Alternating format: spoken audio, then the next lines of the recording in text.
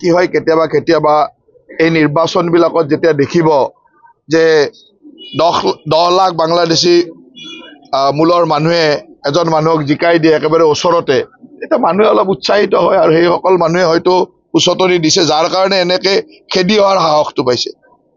সাধাৰণতে খেদি অহাৰ সাহস হ'ব নালাগে, কিন্তু তেওঁলোকে বুজা উচিত যে এইখন অসম, এই অসমত এনেকা বাংলাদেশী মূলৰ মানুহে আমাৰ খিলঞ্জীয়া মানুহক খেদি আহি মাৰিব, ইয়াক আমি সহ্য নকৰোঁ আৰু ইয়াক কঠোৰ হাতেৰে দমন কৰিম।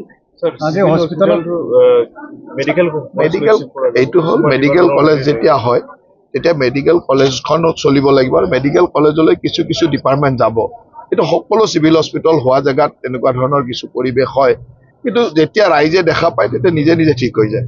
ৰাইজে যেতিয়া দেখিব ইয়াতেও ট্ৰিটমেণ্ট চলিছে, মেডিকেলতো বেটাৰ ট্ৰিটমেণ্ট চলিছে, তেতিয়া নিজে নিজে ঠিক হয়। আৰু কিছুমান মানুহে এই কথাবিলাকক লৈ অলপ বিভিন্ন ধৰণে ৰাজনীতি কৰিব বিচাৰে, কিন্তু এইটো ৰাজনীতিৰ কথা নহয়। ইয়াত হ'ল কোকৰাঝাৰত এখন মেডিকেল কলেজ হৈছে, সেইটোত সকলোৱে আনন্দ কৰিব লাগে। কোকৰাঝাৰৰ মেডিকেল কলেজ এখন হৈছে, চিভিলো চলিব লাগিব, চিভিলতো চিকিৎসা চলিব, মেডিকেল কলেজতো চলিব।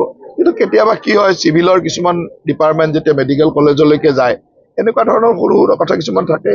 কেইদিনমান পিছত যেতিয়া ৰাইজে বুজি উঠিব নিজে নিজে ঠিক হৈ যাব। অসমতো ডক্টৰে নাই, অসমতো ডক্টৰে প্ৰডাকশ্যন কৰিব পৰা নাই। স্বাধীনতাৰ 70 বছৰত 3খন মেডিকেল কলেজেৰে চলিছিল, এতিয়াতো অসমত প্ৰতিটো ডিষ্ট্ৰিক্টতে এখন এখন মেডিকেল কলেজ। গতিকে একেদিনাই অসমখন চেঞ্জ হৈ নাযাব। যিসকলে চেঞ্জৰ কথা কয় তেওঁলোকে দায়িত্বত আছিল, তেওঁলোকেতো চেঞ্জ কৰিব নোৱাৰিলে। এতিয়া আমি চেঞ্জ কৰিছোঁ, এখন এখনকৈ মেডিকেল কলেজ বনাই গৈ আছোঁ, 24খন মেডিকেল কলেজ হ'ব। এইটো তেতিয়াই ডক্টৰ ওলাব, তেতিয়াই ষ্টাফ ওলাব। মানে কণীটো আগত নে মুৰ্গীটো আগত এইটো ভাবি লাভ নাই, কণী মুৰ্গী একেলগে হ'ব লাগিব। চলি থাকিব এইবিলাক। যি কথাই নহওক কিয় এনেধৰণে দলবদ্ধভাৱে আক্ৰমণ কৰাটো সঁচাকৈয়ে বৰ নিন্দনীয়। আৰু এটা কথা স্পষ্ট যে কৰবাত এই বাংলাদেশী মূলৰ মানুহখিনিয়ে কৰবাত নহয় কৰবাত কিবা এটা উৎসাহ পাইছে যেন লাগিছে। আৰু নিশ্চয়কৈ আমি এটা সন্দেহ কৰিছোঁ যে ধুবুৰীৰ বিজয়ে হয়তো, ৰকিবুল হুছেইনৰ বিজয়ে হয়তো এইসকল মানুহক অলপ উৎসাহিত কৰিছে। কিন্তু তেওঁলোকে জনা উচিত যে এতিয়াও হিমন্ত বিশ্ব শৰ্মা ডাঙৰীয়াৰ চৰকাৰ চলি আছে, ভাৰতবৰ্ষত মোদী ডাঙৰীয়াৰ চৰকাৰ চলি আছে। গতিকে খিলঞ্জীয়া লোকক সুৰক্ষা দিয়াৰ দায়িত্ব আমাৰ, আৰু খিলঞ্জীয়া লোকৰ ওপৰত কোনোবাই আঙুলি টোৱাব, হাত দাঙিব, আমি কঠোৰ হাতেৰে দমন কৰিম, তাত কোনো কম্প্ৰমাইজ হ'ব নোৱাৰে। আজি সেইকাৰণে মই নিজে আহিছোঁ, মুখ্যমন্ত্ৰী ডাঙৰীয়াৰ নিৰ্দেশত মই ইয়ালৈ আহিছোঁ।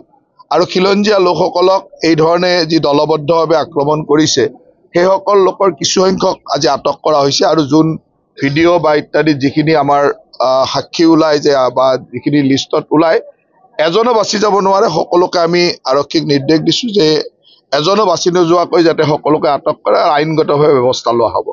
আৰু এটা কথা নিশ্চিত যে আমাৰ খিলঞ্জীয়া মানুহে চিন্তা কৰিব নালাগে, আমাৰ ইয়াত যিখিনি কোচ ৰাজবংশী মানুহ আছে বা ইয়াত বিভিন্ন জনগোষ্ঠীয় মানুহ আছে, সেইসকলে চিন্তা কৰিব নালাগে। সকলো সুৰক্ষা দিয়াৰ দায়িত্ব আমাৰ চৰকাৰৰ আছে।